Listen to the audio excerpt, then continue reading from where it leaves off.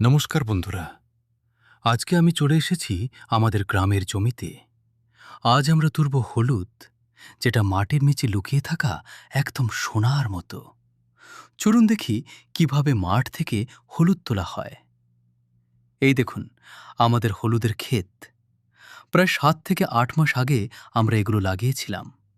এখন গাছগুলো শুকিয়ে গেছে, মানে হলুদ তোলার একদম সঠিক সময়। চলুন শুরু করা যাক। প্রথমে আমরা কোদাল দিয়ে আলতো করে মাটি খুঁড়ব। দেখুন নিচ থেকে কেমন সুন্দর হলুদ বের হচ্ছে। একটা গাছ থেকে অনেকগুলো হলুদ পাওয়া যায়। ওয়াও! এইটা দেখুন কত বড় হলুদ, একদম ফ্রেশ, মাটি থেকে উঠানো। এটার গন্ধটাই আলাদা। এখন আমরা সব হলুদ এক জায়গায় জমা করব। এরপর এগুলো পরিষ্কার করে শুকাতে দিতে হবে।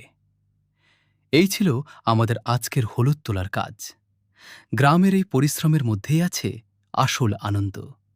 ভিডিওটা ভালো লাগলে লাইক, কমেন্ট আর সাবস্ক্রাইব করতে ভুলবেন না। দেখুন কত হলুদ হয়েছে। আমার খাওয়া হলুদ হয়ে গেছে।